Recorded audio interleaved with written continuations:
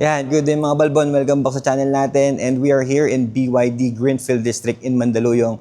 And today, we will do a quick walk around of this Shark 6 nila. Ito yung attempt nila to break into the trucks or pickup trucks dito sa Philippines. And this is a plug-in hybrid. So, medyo ano siya kumbaga, a stranger siya dito sa segment natin. Kasi nga, ang mga tao dito sa Pilipinas, of course, is used to diesel engines pagdating sa pickup. Try natin siyang test drive pag nabigyan tayo ng pagkakataon kung ano yung kaya niyang ibigay. Kasi parang isipin mo, ang current na ginagamit niyon is puro diesel engine. And yung abuse ba na ganun, kaya nung electric motors niya. 'Di ba? Kasi syempre, mabibigat yung mga bitbit. Ito, medyo mas mababa yung payload capacity nito. And let's see kung sasakto ba to sa inyo. If you or somebody who is looking for formang pick-up, machong datingan, but you are also like gusto mong maka-experience din or makagamit ng electric vehicle, yung ride ng electric vehicle, I think this is the one that is for you. So tignan natin kung magugustuhan niyo ba siya o hindi. So if you have any question or any comments about this walk around, please feel free to drop your comment down below. And if you are not yet subscribed to our channel, please consider subscribing now so that you will be updated on any new content on our channel. Okay? Tara, simulan na natin to. Let's go! Let's start with the face. So, kitang-kita kagad dito sa ibabaw na meron siyang napakahabang LED that will continue dito sa C-type na lamp niya sa harap. And then, ito, napakalaki, BYD. Well, for me, it's understandable since bago pa lang naman si BYD, pine-penetrate niya tong market natin dito sa Pilipinas. So parang, sige, BYD to. Parang gano'n, di ba? And then below that, ito actually are plastic. Mukhang quality plastic naman. Pero yun nga, plastic yung bumper. Dito, plastic din to, silver. Hanggang dito sa ilalim, na meron siyang skid plate dito sa ilalim. Meron siyang steel dito sa ilalim for protection siguro. And then you have your camera here kasi meron tong 360 camera. So this is the base one. And this is priced at 2,098,000 pesos. 200,000 more, makukuha mo na yung mas mataas dito, which is yung premium. So this is full LED display or ilaw sa gabi. So most probably napakaliwanag nito sa gabi. Okay? So let's check out the side profile. So this is the Cosmos Black na paint niya, and para sa akin cool naman siya. Maganda yung sleek yung dating sa akin versus dun sa ibang kulay niya. Meron kang plastic na stepboard dito. Tapos, yun nga, meron kang line na pag ganun, mag-i-end ka agad siya dito sa banda dito. So, ang magiging design mo na lang talaga na merong curve dito is itong nandito sa may pintuan that will stretch hanggang dito lang sa likod. So, walang non-continuous line. Meron dito sa ibabaw, pababa, pero bitin pa rin, hanggang dito lang. So, may arc na pag ganun, and then may arc din na pag ganun dun sa harapan. So, this is standing at 18-inch rim. So, yung gulong niya, actually, ngayon ko lang nakita yung brand na yan. So, most probably, China din yan. Chinese brand. Kasi nga, this is a Chinese vehicle. So, yan. Yung mga garnish niya, puro plastic, hard plastic. Ito, yung cladding. Buti na lang, meron siya nito. Meron siyang mudguard sa harap. So, kung hindi nyo pa napapanood yung episode natin about the Montero na walang ganyan, this is the link, and mapapanood nyo yung episode natin about our Montero. Yan, pati itong mga door frame dito sa ibabaw is plastic yung nasa labas. So, kasi ang medyo mahirap kasi ganitong ganitong material, medyo parang nag-fade to eh. When this age, tingnan natin kung ano yung magiging quality nitong plastic na to, yung ganitong plastic. Sa kilis na rin to, of course. So, ayan. That's the side profile. So, let's check out the back naman. This is full LED din. So, mula dito sa gilid, meron din siyang tumatawid na ganun sa kabila. Same as dun sa harap, no? So, meron kang LED, meaning mas visible ka, lalo na sa gabi. So, that's good, di ba? And then, you have your LED taillights. Meron kang DMO all-wheel drive badging there. Meron kang BYD Shark 6 doon sa kabila. And then, ito, syempre, BYD pa din na brand dito sa likod. So, okay naman yung likod niya for me. Maganda naman yung datingan niya. Ang maganda dito pa, meron na siyang standard, Discam standard itong hitch receiver. So, kung meron kang bike rack, pwede mo nang isaksak dyan. Sasakay mo yung mga bike mo. Or, meron kang trailer, pwede mo siyang ikabit. Di ba? So, that's a good feature to have as a standard. Kasi usually yung mga traditional na kilala nating mga brand, wala namang ganun. Hindi sila naglalagay ng ganyan. Di ba? So, that's good. So, meron din siyang, syempre, yung plate light mo nandito, dalawa. Tapos ito, backlight to. So, fog lamps dito sa magkabila. May fog lamps sila. And then, paano mo siya bubuksan? Just meron ditong button sa ibabaw. Pipindin mo siya ng 2 beses. Di ba? Automatic na. Okay, so comes with the bed liner. Maganda naman yung quality ng bed liner niya. And then, of course, ito yung kanyang suspension dito. Meron sa suspension dito sa gilid. Mataba naman, mukhang tatagal naman yung itsura niya. And malawak. So, I think isang plywood, kasya siguro. Kung meron kang isasampa na mga semento, tingin ko kayang-kaya naman. So, yung payload capacity nito is around 800 to 850 to 900. Kaya naman magbitbit nito. Hindi lang siya ganun kabigat, katulad ng mga competitors dito sa market. Ayun. So, meron din siyang power outlet doon, 3. So, kung meron kang ref, kung meron kang maglilinis ka, kunyari, ito, lilinisin mo, wala ka lang malapit na saksakan, meron kang pressure washer, pwede mo din isaksak doon. Kasi nga, this supports yung battery niya dun sa ilalim.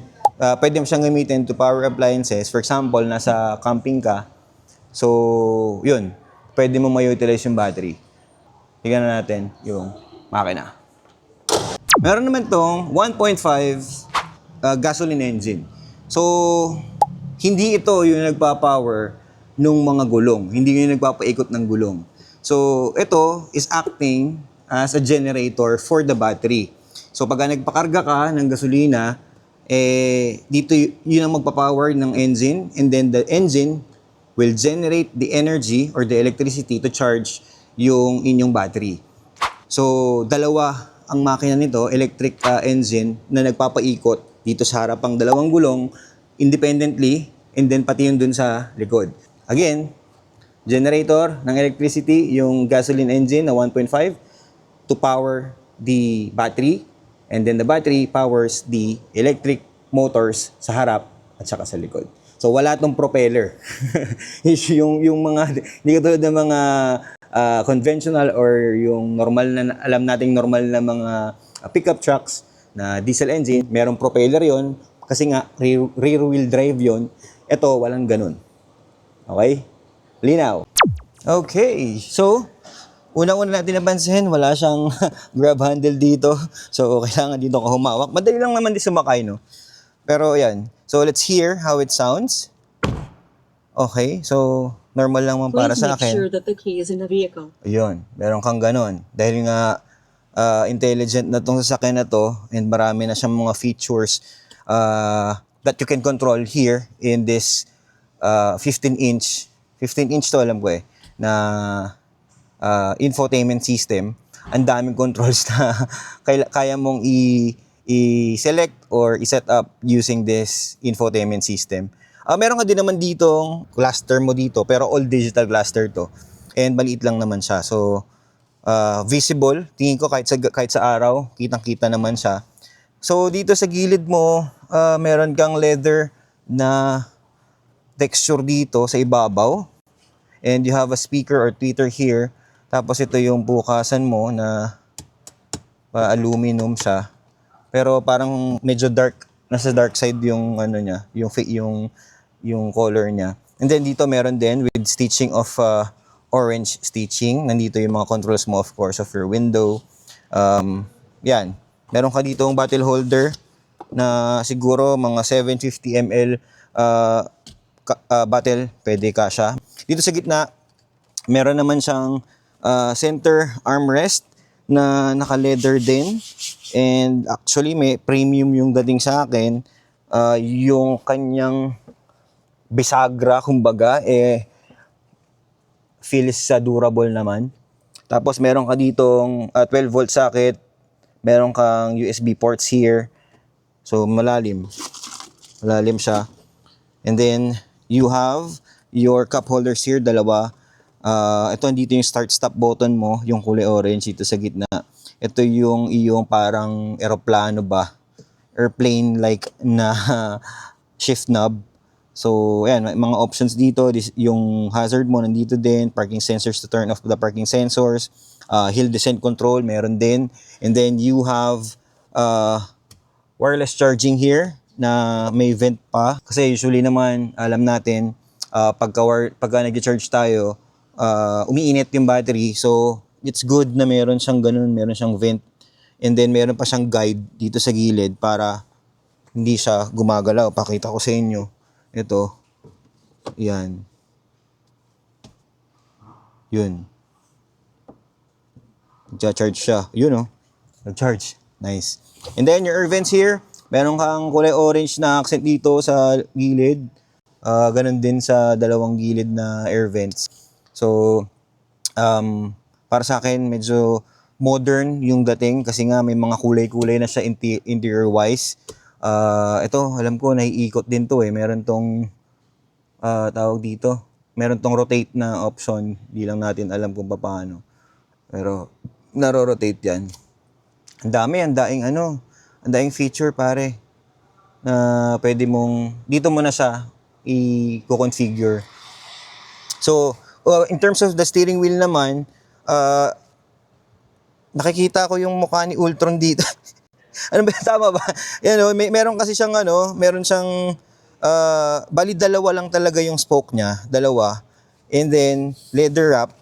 Tapos dito sa baba, meron siyang parang pangil na pag ganun, pero hindi siya nakakonekta dun sa main na part nung steering wheel. So dito syempre, yung mga controls mo for cruise control, yung volume mo, yung hands-free options mo. So nandito siya lahat sa steering wheel. And the steering wheel is height adjustable and yun, telescopic.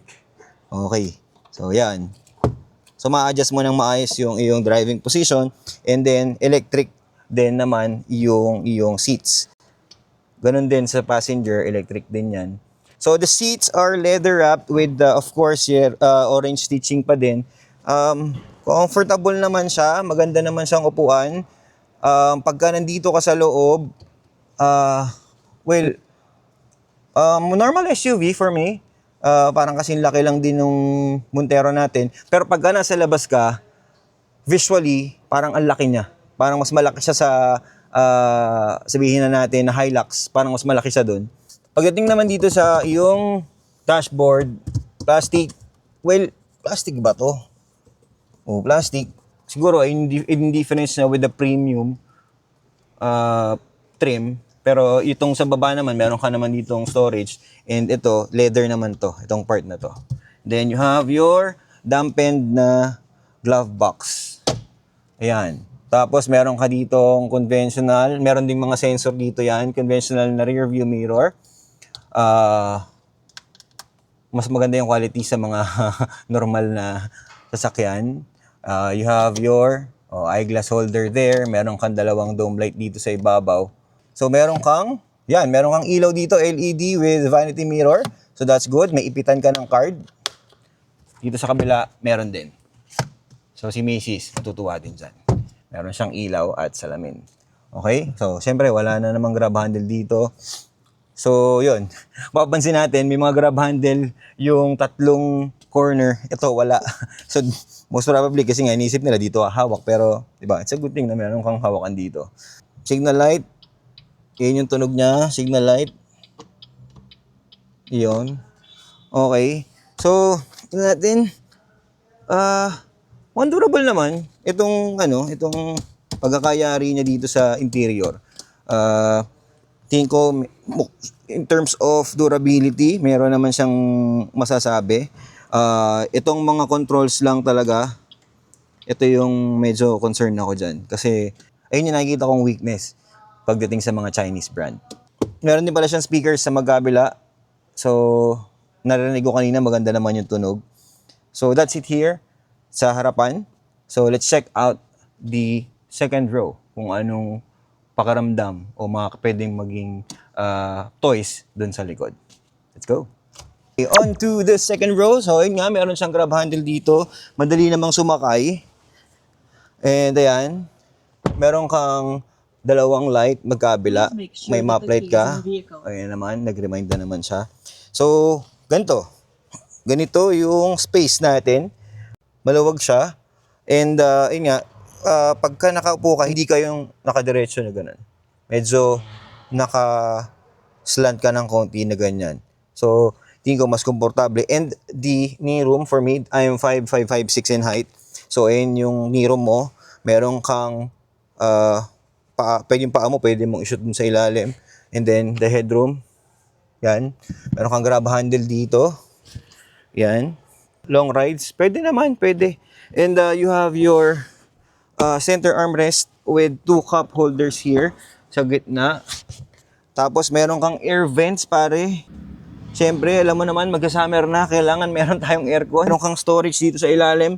Meron kang 220 volt na outlet dito sa baba. And then, meron ding USB and USB-C sockets. Again, these are leather seats. So, medyo bulky na nga yung harapan, pero meron kasi siyang naka-concave siya na gano'n and na-shoot yung kamay ko dun sa bulsa. So, meron pala siyang bulsa dun. Ayan. So, lumuwag siya dito sa likod. And I like how I feel dito sa second row. Okay? May airbag din siya. Ayan, kita natin. Hanggang dito. Meron din siyang airbag dito. Ayan. May seatbelt ka, of course. So, yun. That is our condition here dito sa likod. Mukhang komportable naman. Ayos din kahit na long drive. Kahit 3 tao, good vibes dito sa likod. Okay mga balbon, so that concludes our walk around of the BYD Shark. And of course, kasama natin, this is made possible by our friend, Paula Delfin. So, si Paula yung nagtumulong sa atin para magawa natin itong video na to. Paula, baka meron kang gustong sabihin or invite mo sila dito sa showroom nyo. Ayun, for everyone who are interested in purchasing BYD vehicles, sir, we have lots of variety from full electric to hybrid. So, dito lang yan sa Greenfield, Mandaluyong in Sheridan Street. Yan. Okay. So kung sino mga interesado, punta lang kayo dito. Kahit anong BYD na sasakyan na interesado kayo, meron sila dito. Check out nyo sila. Thank Okay? you. Okay, thank you, Paula. O paano mga balbon? Tara! Sa tagumpay.